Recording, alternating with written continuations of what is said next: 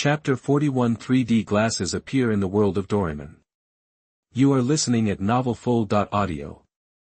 We're seeing stuff now that's straight out of a Doraemon cartoon, 3D glasses that create pocket dimensions. Just then, the screen crackled to life. Whoa! It's our world. Nobita and Doraemon jumped at the sound. The screen showed their room, Tony Stark. So, these are Nobita and Doraemon. One's a kid, the other's a raccoon. Barton, we've been talking to a kid and a raccoon. Seriously, Luffy, hey, our tanukis talk too. Right, Chopper, Chopper, Luffy. You think I'm a tanuki too, Luffy, no way, no way. Moro Hashiden, is that raccoon some kind of monster? And what can a kid even do, Tony Stark, you back already? How are the robots holding up, Star Cluster, they're incredibly powerful, beyond words. Switching to Leo's world, Star Cluster stared in disbelief at Gu Dun's body. Gunterus had punched a massive hole through his chest. One shot, that's all it took. After Star Cluster activated Gunterus, it obliterated Gu Dun instantly. With that kind of destructive power, even Leo and Severn wouldn't stand a chance. This robot is our ticket to protecting Earth, but since there's only one, Star Cluster has ordered people to study the robot in hopes of replicating it. Back in Doraemon's world, Nobita and Doraemon were tearing the room apart, convinced the 3D glasses were somewhere inside. No. Doraemon. Where is it? I have no idea. Help. Monster. Their frantic search was interrupted by screams outside. They rushed to the window. A guy was sprinting down the street, looking like something was after him. The weird thing was, there was nothing around him, but his clothes were ripping, and he kept getting hurt. Help me. Somebody help. The man was yelling and shoving people out of his way, trying to escape whatever was attacking him, but the people he pushed hadn't felt a thing and stared at the bleeding man, totally confused. That guy's wearing glasses. But where did those 3D glasses come from? Doraemon scanned the area and spotted the 3D glasses by their front door. They must have appeared there somehow, and someone picked them up and put them on. Doraemon, we gotta save him, Nobita yelled, panicked. Right. Bamboo copter. Doraemon pulled out 2 bamboo copters and stuck them on their heads. With a whir, they flew out the window, heading straight for the ground to grab the 3D glasses and catch up with the guy. Everyone watching was speechless. A toy that makes you fly. What? Tony Stark, raccoon. What the heck was that? How is it flying? Doraemon, I'm not a raccoon. I'm a cat-shaped robot from the 22nd century. A cat? Tony Stark, 22nd century, you say? Doraemon's words left everyone in shock. The flying gadget was mind-blowing enough, but he's from the future. Nick Fury, you expect us to believe that? Your buildings look just like ours from the 20th century. Doraemon, because I used a time machine to come here from the 22nd century. Tony Stark, time machine. You've got time travel tech from the future. The audience was stunned.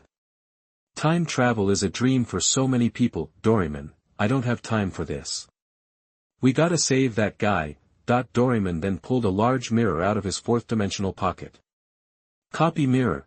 He used the copy mirror to make another pair of 3D glasses, and he and Nobita put them on. Suddenly, they were in a desolate desert landscape. A horde of terrifying monsters was attacking empty air. The sheer number of them made Nobita and Doraemon's faces fall. Natasha, that's a lot of monsters. Isn't that a guaranteed death sentence? Barton, I'm more curious about how you can pull things out of a mirror. Nobita, it's called the copy mirror. It copies anything. Nick Fury, what?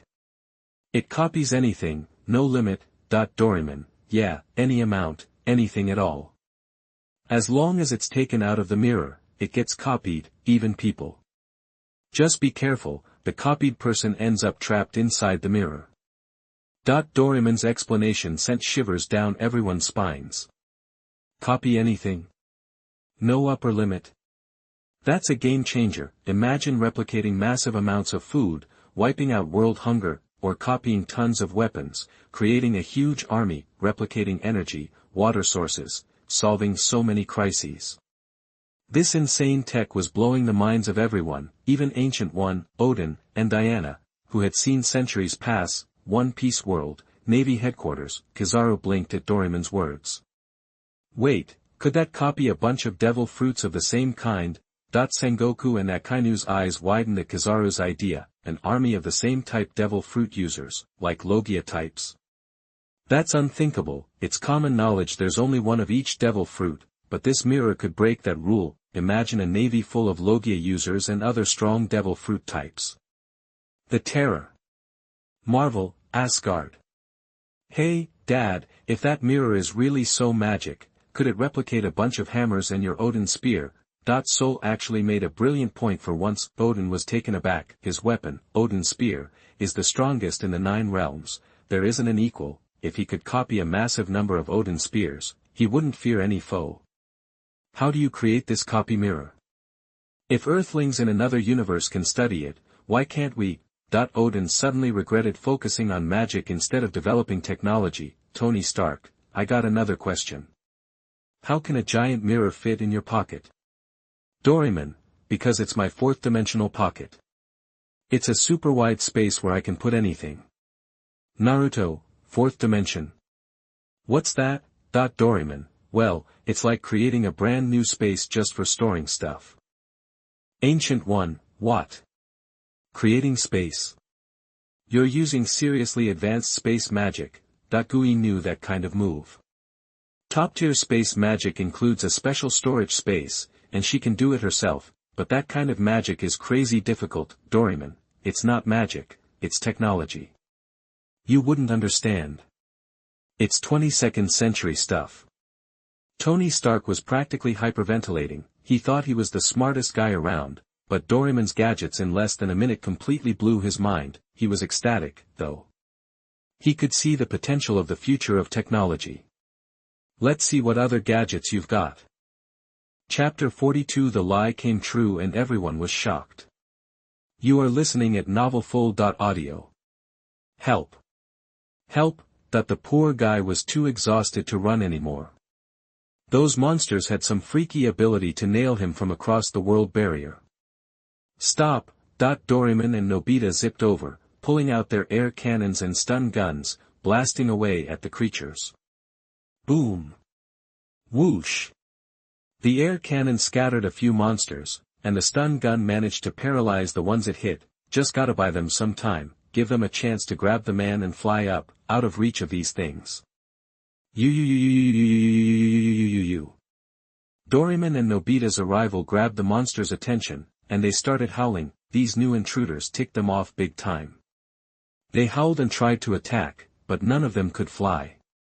All they could do was reach out their hands and watch Doraemon and Nobita fly higher. This made them furious, their roars filled with deadly rage. More and more monsters poured in from every direction, filling the desert as far as the eye could see. So many monsters were piling on top of each other, making a living ladder, inching closer to Doraemon and Nobita. Jiraiya, holy crap, there's a ton of warring states. If we don't wipe them out, they'll hunt us down forever.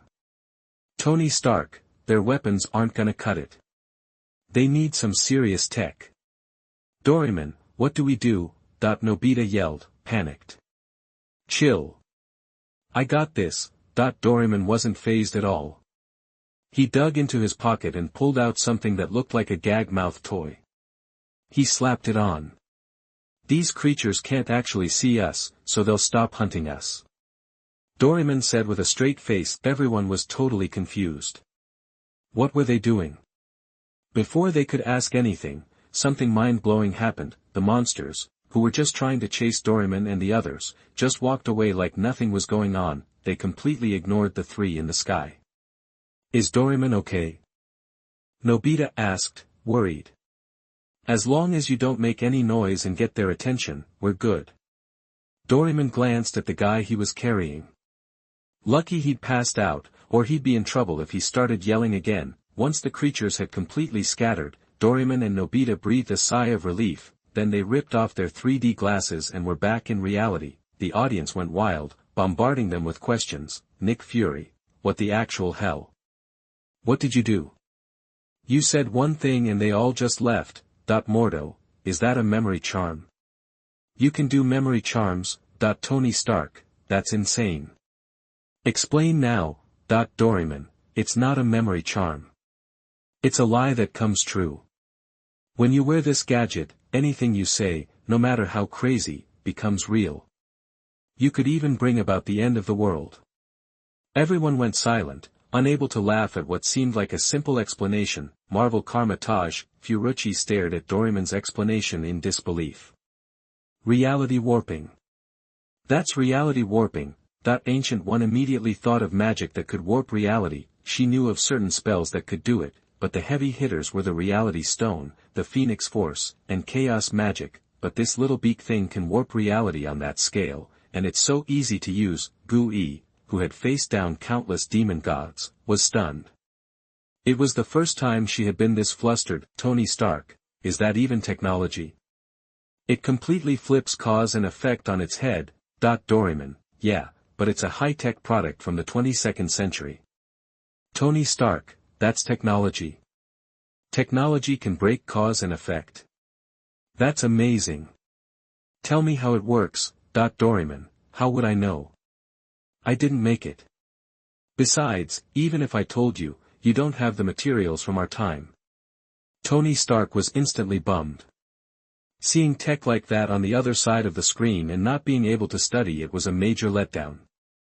It's like a kid staring at toys in a store window they can't have. Naruto, anything becomes possible. If I had that, I could become Hokage and create a peaceful world without war. Usopp, then all my tall tales would come true. Piccolo, hey, can it be used to kill really strong bad guys? Doraemon, yeah, I guess.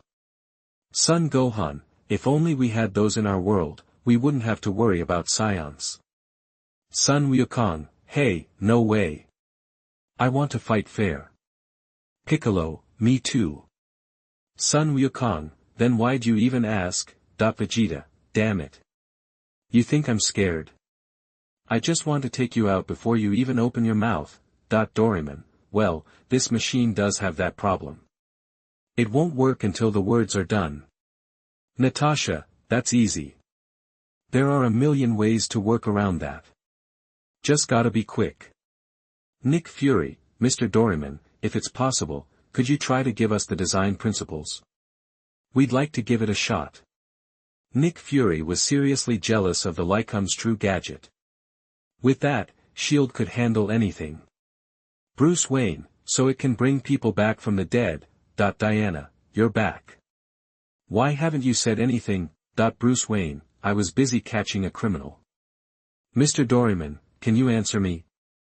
Can it bring back people who have been dead for a long time? Doraemon, no one's tried that. It should be possible, though. Bruce Wayne took a deep breath, feeling a surge of excitement. Did this mean he could bring back his parents, who had been dead for years? But after the initial thrill, disappointment set in. He and Doraemon were from different universes. How could he ever get his hands on tech like that? Congratulations on the successful containment of the 3D glasses. Now the rewards will be distributed. The electronic voice on the screen echoed. 1/3 of the gadgets in Doraemon's pocket have been upgraded to permanent props, and Nobita will receive the first-year magic course at Hogwarts, along with a standard wand. Chapter 43. The next contained object is a shy guy whose face cannot be seen. You are listening at novelfull.audio. After that reward announcement, suddenly, a bunch of textbooks materialized above Nobita's head and slammed down on him, sending him sprawling. Nobita. Doraemon zipped down and helped Nobita up. He then quickly dug through his medical kit to patch up Nobita, and the uncle too. Hey! My gadgets. Putting everything back, Doraemon noticed his gadgets looked different. He pulled some out to examine them. Some of them have become permanent items. Awesome! Doraemon was overjoyed, even tearing up. Meanwhile, the screen was still talking. Hogwarts is a magic school in a magical world, educating students with magical abilities. Hogwarts courses are divided into grades 1 through 6. Nobita is now receiving the most basic, first grade course. Strange, what? Magic exists in other universes. And they have schools, graded like elementary school. That's way ahead of its time. Mordo, ahem, strange, are you implying our teaching methods at Kamartaj are lacking? Strange, well, let's just say it's a little disorganized. Strange noticed the Ancient One standing nearby, and his expression instantly soured. It seems Mr. Strange finds our teaching methods unsatisfactory. Perhaps more practice is required. The Ancient One's wicked grin sent shivers down Strange's spine. Wang, ignoring the drama, turned to Nobita. As a scholar, he was fascinated by the magic books. Wang, Nobita, what do your magic books say? How do you cast spells? Nobita, it's broken down into sections: spells, transfiguration, defense against the dark arts, potions, herbology, and magic history. Casting spells seems to just involve reciting an incantation and waving a wand. Wang, what? That's it? This Hogwarts magic practice seems to come without a price. Nobita, the book just said to concentrate and study hard. Wang, I envy you. You don't have to sacrifice a thing. Tony Stark, hold on. Are you guys magicians, too? You seem to know a lot about magic. Ancient One, indeed, we are magicians, guarding this world. Nick Fury, wait a minute. Shield protects the world, alright. Don't go stealing our thunder. Mordo, you fools couldn't protect this world on your own. Without the Ancient One, demons from other dimensions would have already destroyed it. Nick Fury, demons? What are you talking about? Ancient One, some things are better left unknown. Tony Stark, sounds like a bunch of mumbo-jumbo. If you're so tough, give us your address. I'll come see if you're really ghosts or something. Ancient One, haha. Nick Fury perked up at Tony's challenge, hoping the Ancient One would reveal their location, but the Ancient One and the others didn't take the bait, leaving Nick Fury empty-handed. Hill, what's the status on those names I gave you? Nick Fury had given Hill a list of names from the Marvel Universe to investigate. He'd even authorized hacking into systems worldwide. I found some things, but not much. Hill flipped through the thick report. Loki, Odin, and Thor are all figures from mythology. No records exist for Ancient One, Mordo, or Wang. Strange is a brilliant surgeon, but he's been missing for a while. Nick Fury frowned.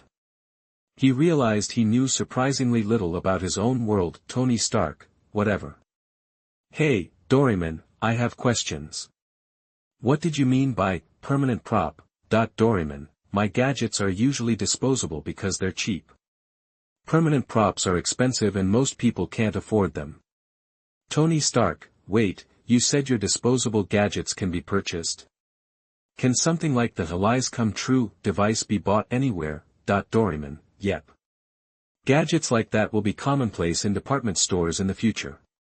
Buy them if you have the cash. Tony Stark and Bruce Wayne exchanged stunned looks.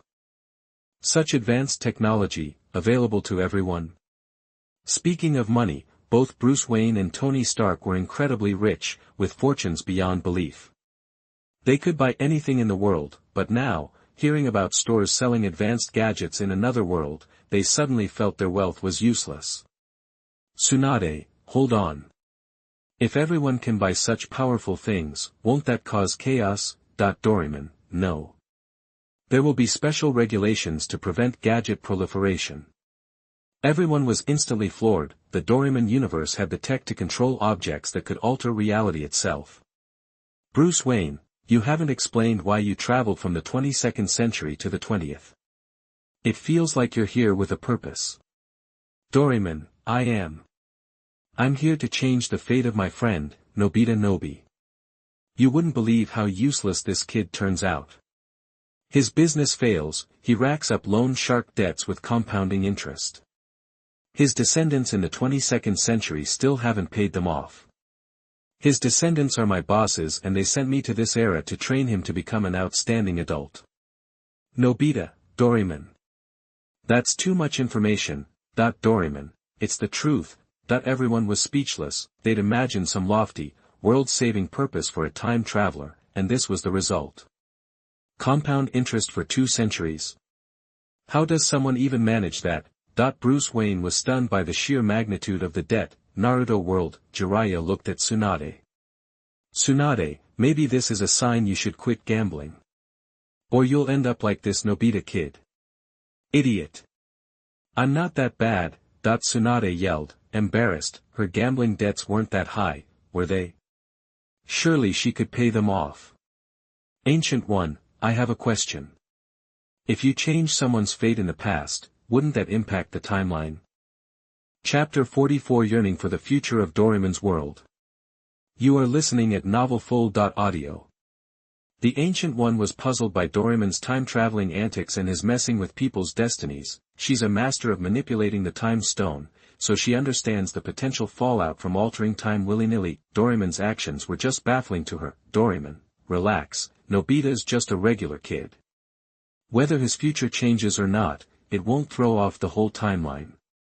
If it was something major, the Time Patrol would have hauled me in already. Nick Fury, you have time police too? Doraemon, of course. In the future, there are always criminals trying to jump timelines for a quick buck. The Time Patrol keeps them in check, making sure the timeline doesn't go haywire. Tony Stark, I can't believe the tech in your world is that advanced. Man, I'd love to live there.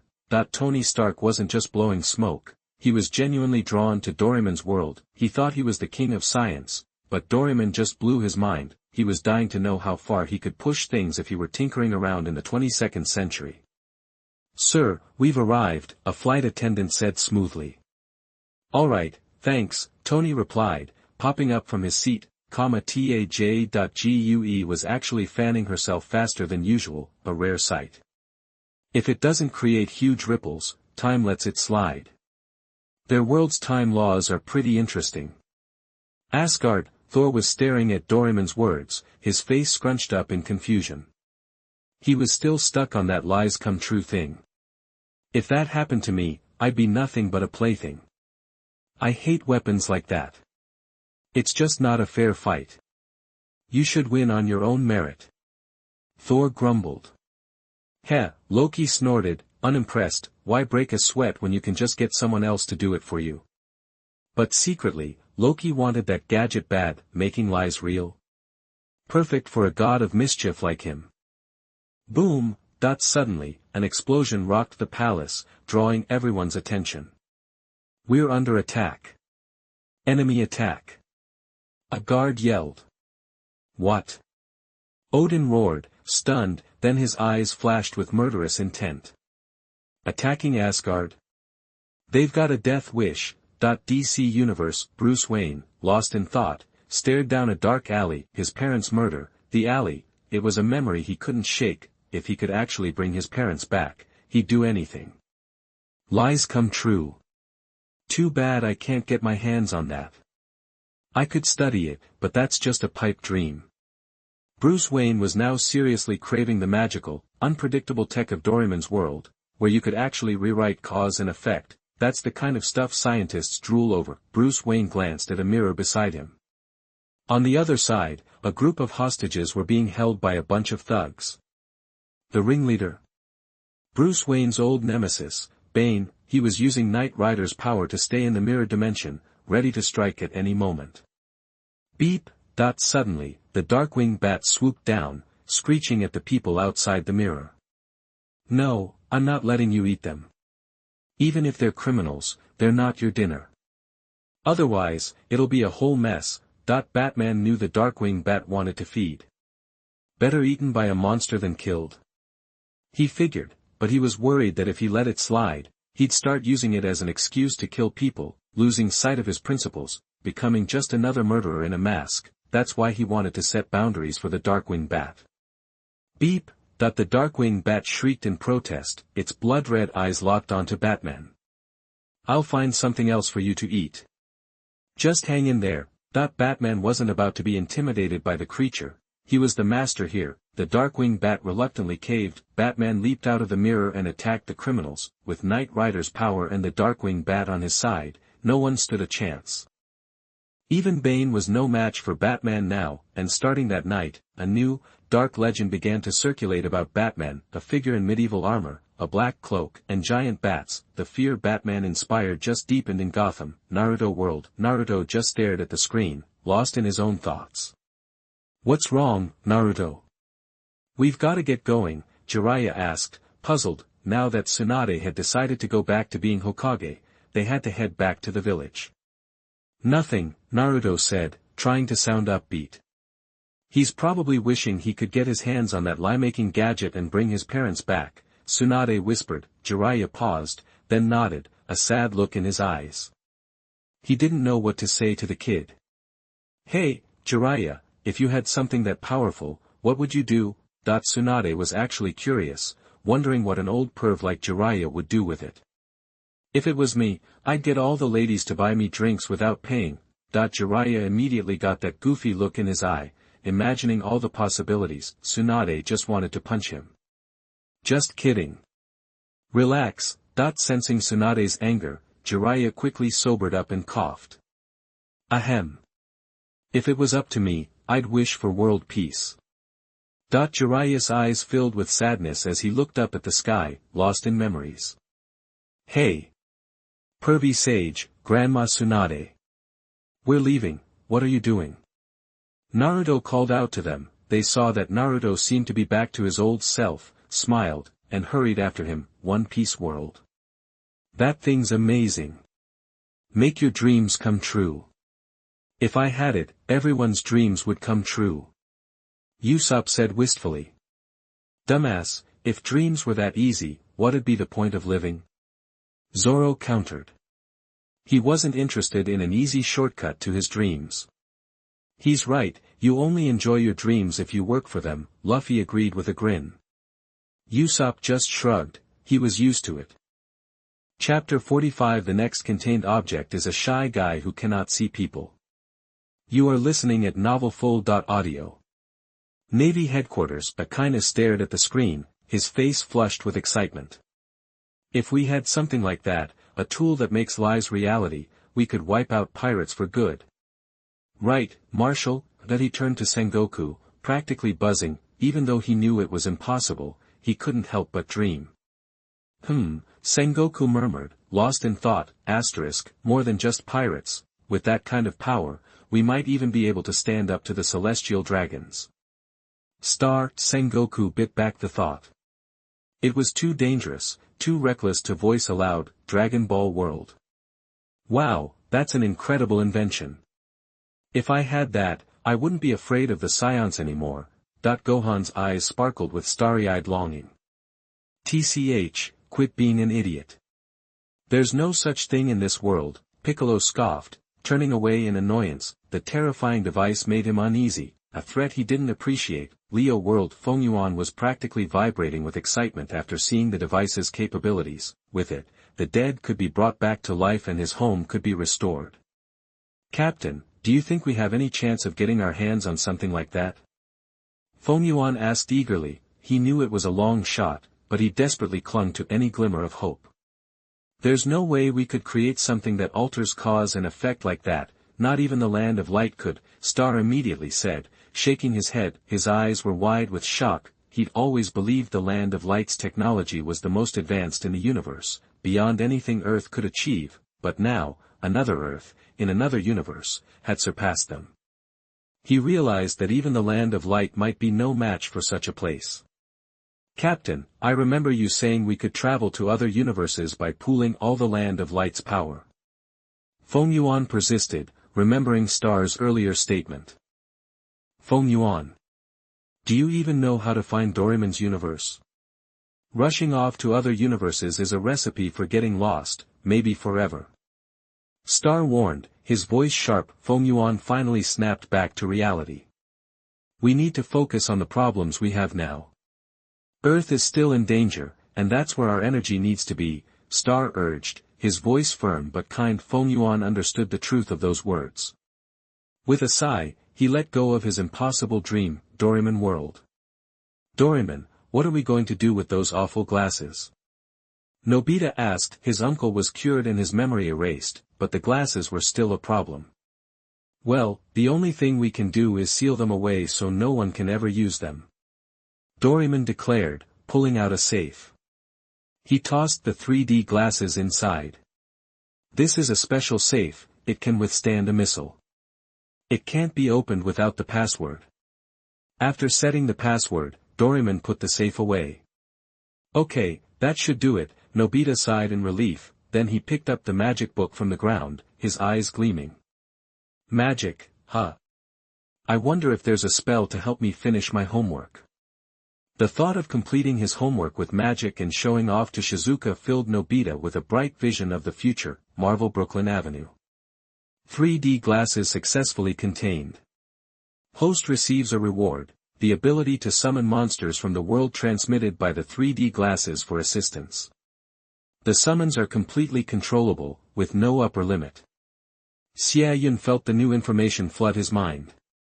Okay, let's see one, he said, as soon as the words left his mouth, the air next to him rippled, and one of the monsters only visible through the 3D glasses stepped into reality. That's seriously creepy, Xie Yun muttered, finally understanding how terrifying these creatures were. He cautiously reached out to touch it. Normally, this kind of monster would attack on sight, but it remained still as Xie Yun touched it. Alright, go back, Xie Yun commanded. The monster vanished. The prediction video continued. Now predicting the appearance of the next containment object. The cold voice echoed from the screen, a strange pattern swirled, resolving into the image of a humanoid monster with gray skin, naked and emaciated. The monster covered its face with its hands, appearing to weep. The Foundation has encountered countless monsters, but the one that left the biggest impression and caused the most headaches was this one, codenamed Shy Guy. The reason for the name is simple, it's extremely shy. If anyone sees its face, even in a photograph, it will go berserk and kill anyone who saw it. The image shifted, the so-called Shy Guy was sitting on the ground in a town in some unknown country, covering its face and attracting the attention of passers-by. Hey, are you alright? A kindly man approached, concerned. Hey, leave him alone. A few reckless youths swaggered over and kicked Shy Guy to the ground, setting off a chain reaction of horror. Let's see who's running around naked here. The thugs sneered, grabbing the monster's hands and forcing its face upwards. Ha ha ha.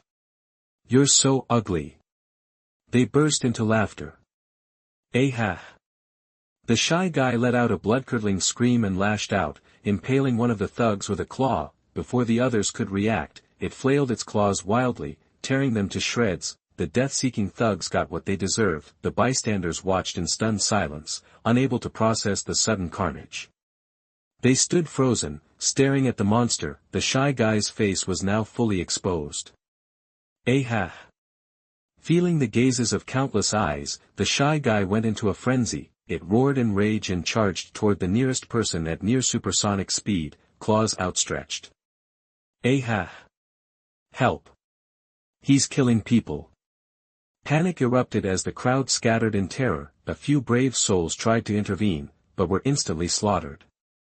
The Shy Guy moved from victim to victim, driven to kill everyone who had seen its face. Even those hiding in cars or inside buildings were not safe. It ripped through metal and tore down walls to reach its prey. Another small town had been transformed into a living hell. Chapter 46. The terrible Shy Guy cannot be stopped at all. You are listening at novelfull.audio. The Shy Guy was a killing machine. In under half an hour, the streets were littered with bodies, and houses were overflowing with corpses, but it didn't end there. Countless others saw his face. As the Shy Guy left the street, the police finally found their courage and opened fire, even pulling out rocket launchers and grenades. Still, their firepower couldn't slow him down. They couldn't even scratch his hide. Instead, they just pissed him off, making him faster. He plunged into the crowd of officers, unleashing a brutal massacre.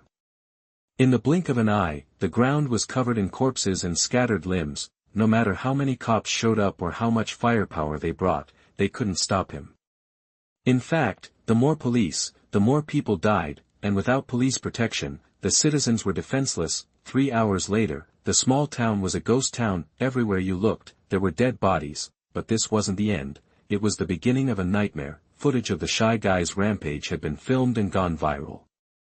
Millions clicked to watch, and even TV stations picked it up. The number of people who saw the Shy Guy was incalculable. The Shy Guy is a monster that kills anyone who sees his face. Even seeing a photo from miles away, a portrait, or even a low-resolution image, that was enough to trigger his senses, leading him to hunt them down. Hiding was useless. Now, sensing that tens of millions had seen his face, the Shy Guy screamed at the sky and vanished. Boom, boom, boom. Immediately, nearby buildings collapsed. This was the work of the Shy Guy, moving at incredible speeds. The further away the target, the faster he became. The Shy Guy was already moving at dozens of times the speed of sound, and he was still accelerating. He soon broke through to 100 times the speed of sound. He didn't even need to attack directly anymore.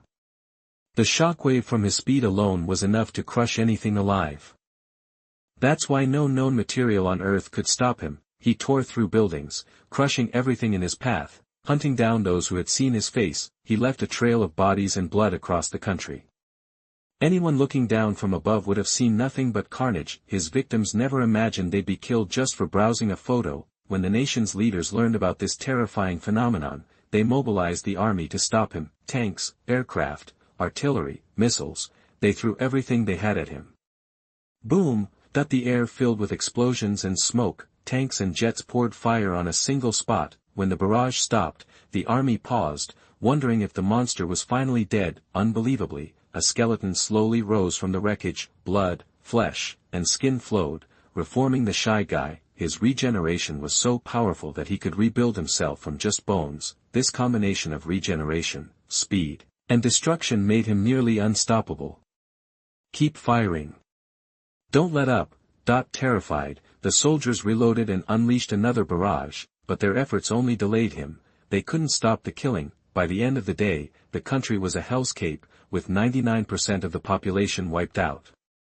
The carnage was so complete that the Shy Guy no longer sensed any eyes on him. He stopped, burying his face in his hands, overcome with grief. The country vanished from the map, reduced to dust. Then came the shelters. Faced with a monster they couldn't fight, they could only wait for him to kill everyone. They cut off all communications, waiting for him to stop before attempting containment. Finally, to test his limits, they arranged for someone in space to view his photo. What happened next was unbelievable. The Shy Guy actually went into space, tore apart the space capsule designed to withstand nuclear blasts, seized the person inside, and killed him without mercy. All experiments with the Shy Guy were immediately terminated, and no images were allowed to be transmitted. Anyone who saw him had to be dealt with immediately before things got worse. Everyone watching was shocked. What a terrifying monster. Doraemon's world. Ah! Doraemon, we saw what that monster looks like. Is he going to show up? Nobita was terrified. He'd never seen anything so horrifying. Everyone else felt the same. They'd seen the Shy Guy. Were they in danger? Viewers, don't worry. This scream won't trigger the Shy Guy. Everyone breathed a sigh of relief, but they still couldn't relax. Nobita was shaken by what he saw, making Doraemon anxious. Nick Fury, what a terrifying creature. It can wipe out a country in a day. Bruce Wayne, it's not just that. If its photo keeps spreading, it'll drag the whole world into hell. Tony Stark, in a world with the internet, spreading photos is easy. And its speed, coupled with its indestructible body, makes it capable of wiping out the entire planet. Zhu Xinghuan, it can find you no matter how far away you are, even in space. Does that mean it can hunt you down on alien planets? Thor, hey. Are you saying this thing can destroy the universe? Vegeta, don't be ridiculous. There are countless creatures in the universe more powerful than humans. Just because you can't deal with it doesn't mean we can't. Your toys are no threat to me. Diana, I'm not afraid of cannons or missiles. If I encounter something like that, I might have a way to destroy it. Bruce Wayne, who are you to talk so big? Diana, that's none of your business. Don't ask women secrets. Thor, if that thing dares to come to Asgard, I'll beat it to death. Comments were mixed.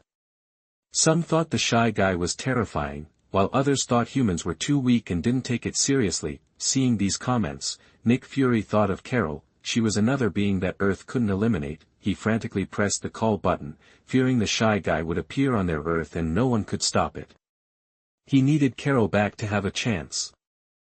Chapter 47 Shy Ghost appears in the Dragon Ball universe. You are listening at novelfull.audio. Natasha, what's with that voice saying we have to get rid of people first? Is it true that when we see a monster like that, the only way to deal with it is to kill everyone who saw it? Naruto, what? That's insane. They're the victims. Why would you kill them? Akainu, do you have a better way to stop it? If there's no way to beat this monster, this might be the only option. Naruto, that's ridiculous. I'm not okay with that. Warring states, I get how you feel, kid, but sometimes reality forces us to make tough calls. Back in Naruto's world, he watched the screen, looking defeated. Is that really the only way? What kind of solution is that? Naruto, relax. Jiraiya patted Naruto's head, trying to reassure him. Don't forget how much stronger we've become. I have the power of the Six Paths Sage now.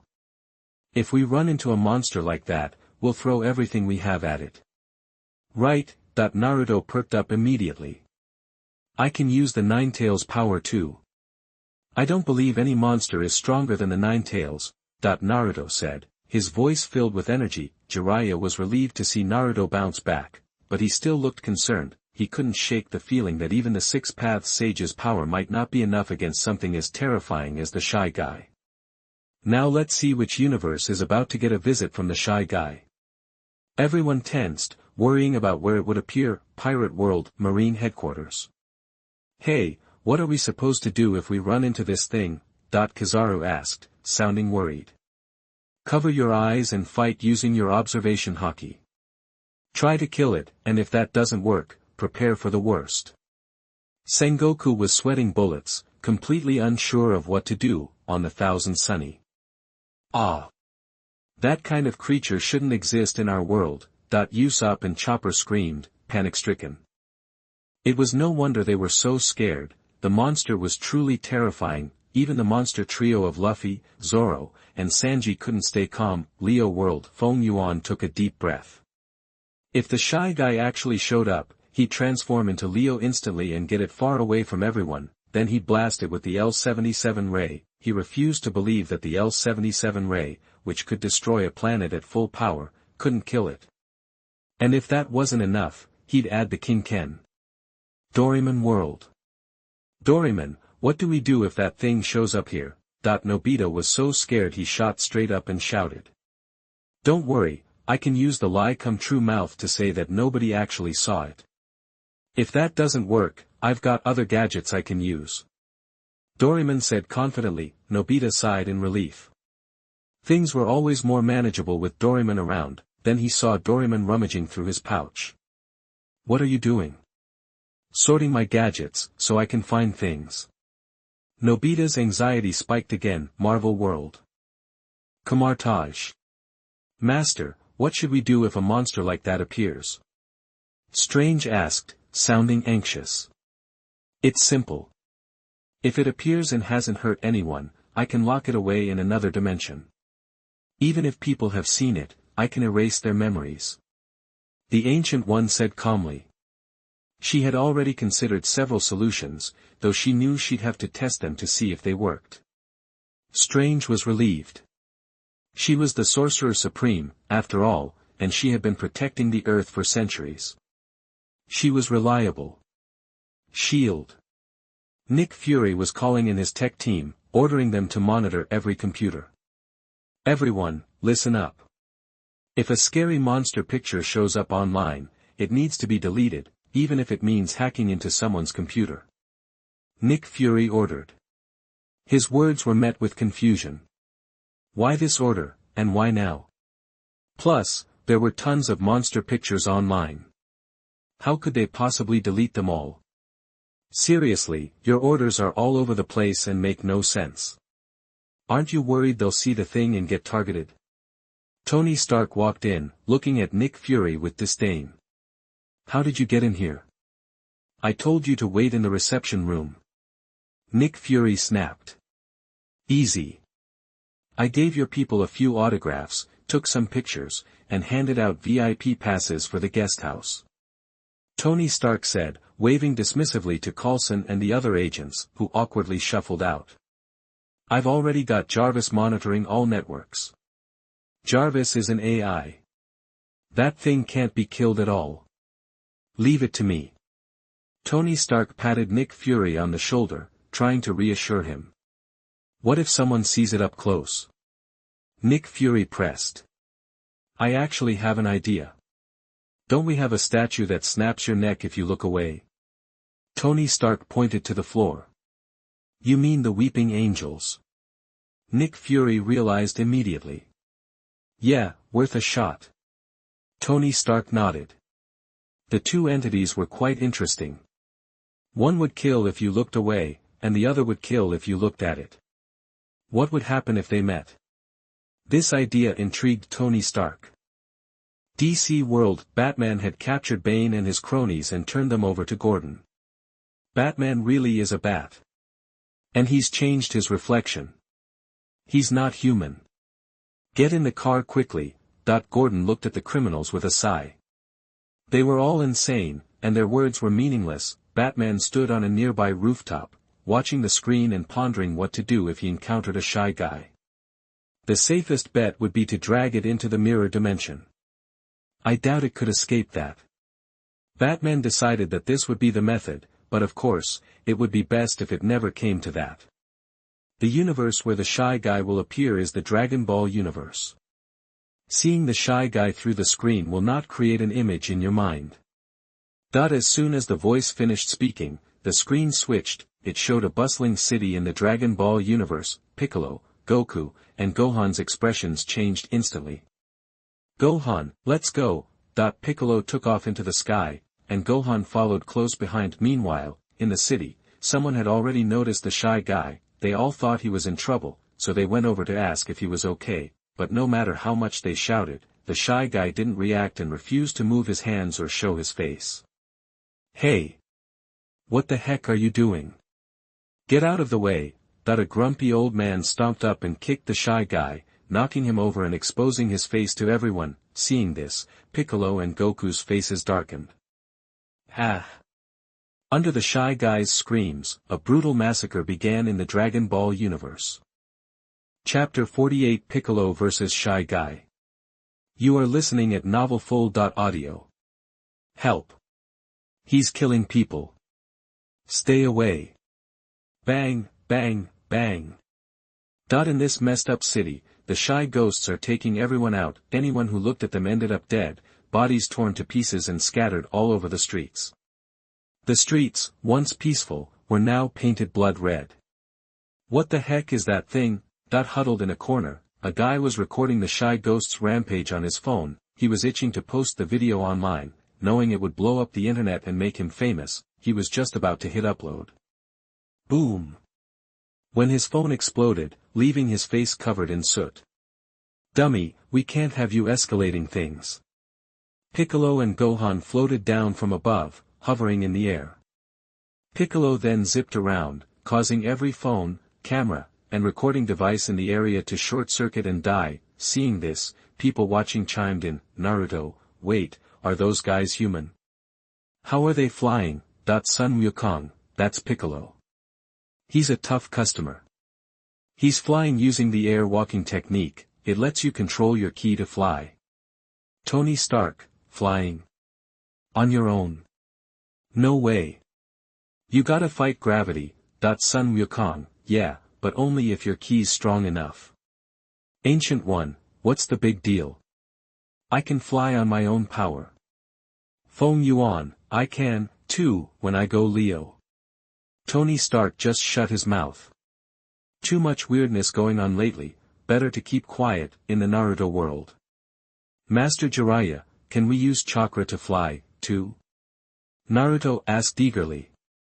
Now that you mention it, some ninjutsu do allow you to do that. Jiraiya admitted. Can you teach me, then? Naruto instantly piped up, the thought of flying around was too awesome. Jiraiya was about to say no, but then he changed his mind. Naruto needed to work on controlling the Nine-Tails' power anyway, so why not? Naruto cheered when he heard this, practically doing a jig in the One Piece world. At Navy headquarters. Controlling ki to fly. Could we do something like that with hockey? If we could, it'd be faster and less of a hassle than moonwalk. Kizaru mused, he just said it off the cuff. He could already turn into light to fly, so it wasn't a big deal to him. Interesting thought. Sengoku raised an eyebrow. Something to consider, maybe. He kept watching the screen. Nick Fury, doesn't that guy look a lot like a Skrull? Are you an alien?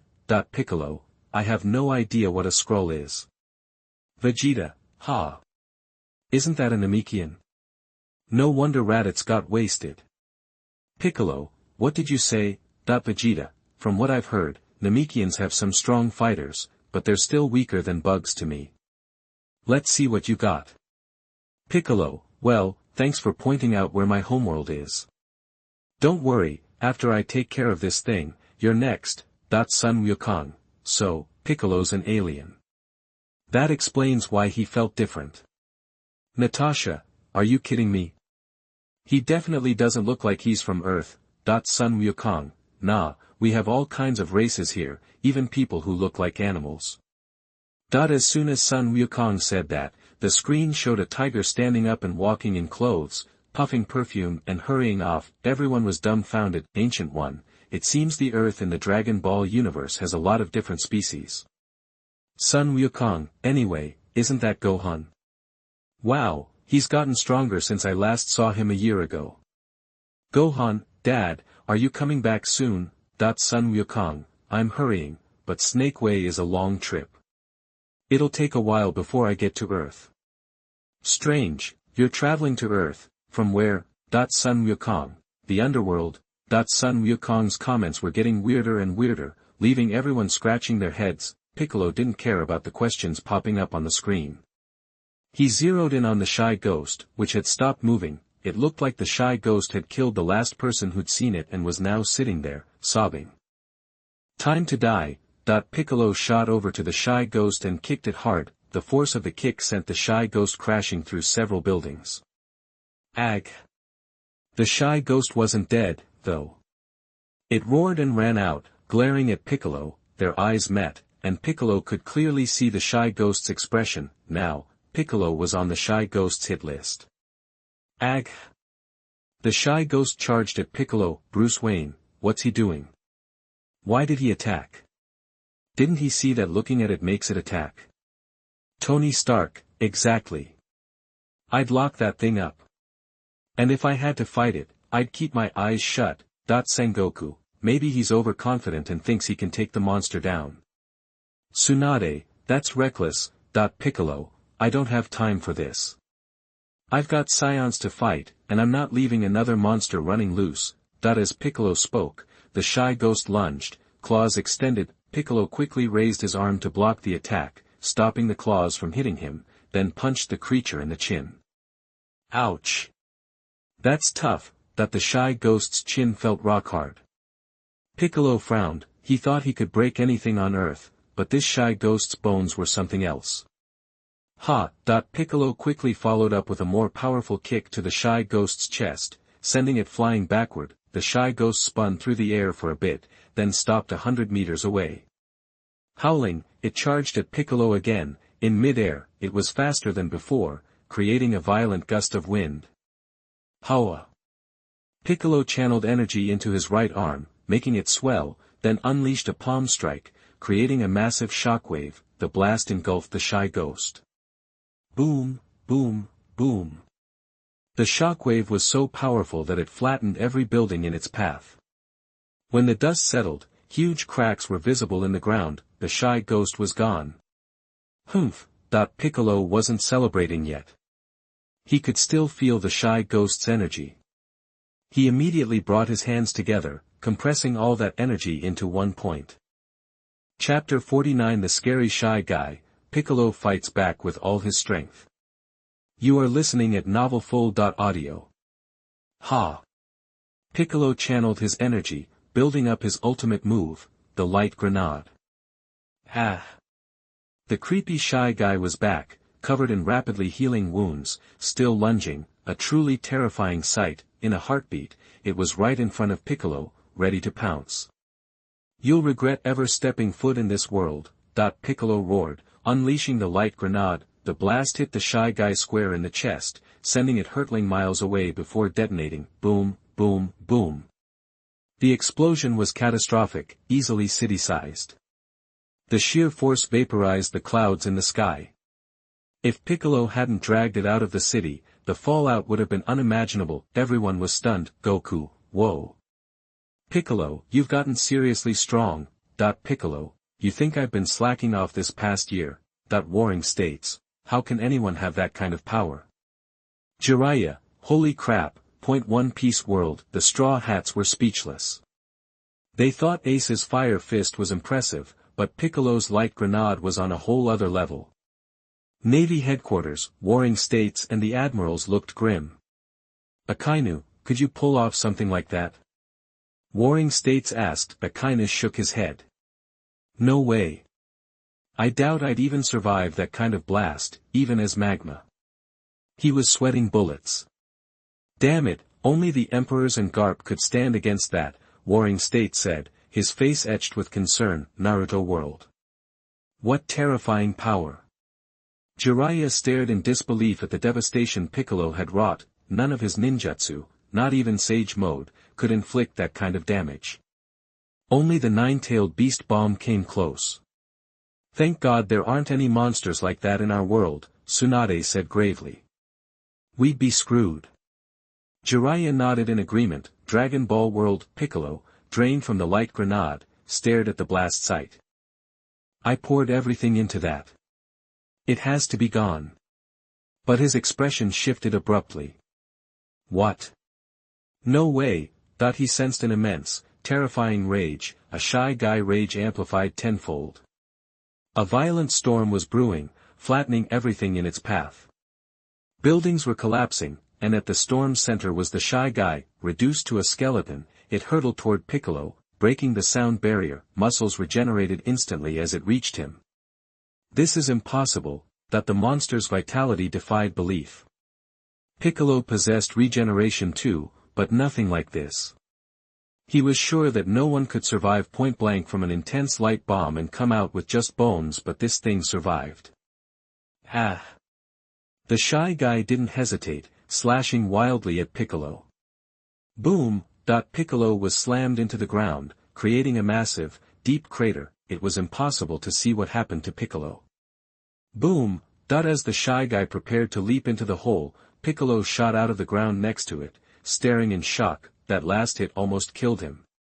The shy guy gave him no time to recover, unleashing a flurry of blows that enveloped him completely. Piccolo was forced to retreat, blocking desperately, but the shy guy was relentless, even pursuing him into the air. The monster's power seemed slightly diminished, allowing Piccolo to defend, at least at first, but the shy guy's attack speed kept increasing. Its movements were also erratic, unpredictable. Just keeping up was a struggle, and Piccolo found himself at a disadvantage. "Damn it! I refuse to lose." Piccolo roared, abandoning defense and counterattacking. He plunged through the shy guy's attacks, using punches, kicks, elbows, knees, targeting the monster's most vulnerable spots. Piccolo's strikes were devastating, ripping through the shy guy's muscles, but the wounds healed instantly. Its stamina seemed infinite. Piccolo, on the other hand, was taking more and more hits. His regeneration drained his energy.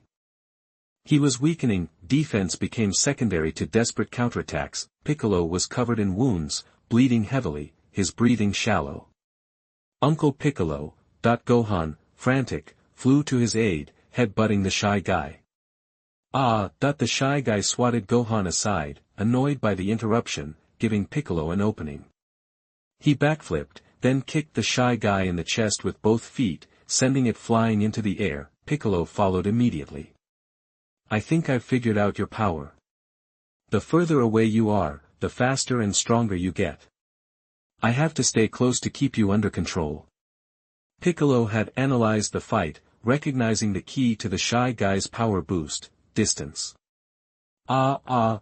Piccolo grabbed the Shy Guy's hands, lifting it by the chin higher into the air, then launching himself up in front of the monster, he raised his hands, palms facing the Shy Guy, and unleashed a barrage of light bombs. Teeth ah ah ah ah. Boom, boom, boom.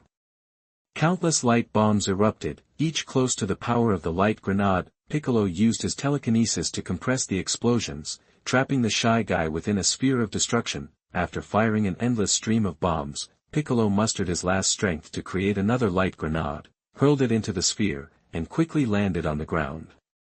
Boom! An explosion dwarfing the previous one erupted, the shockwave tore through the air like a tornado, and a blinding light replaced the sun. Thankfully, Piccolo had drawn the Shy Guy far into the air, or the blast would have leveled the surrounding area. Chapter 50 Piccolo is helpless, and Kame-ryu support. You are listening at novelfull.audio.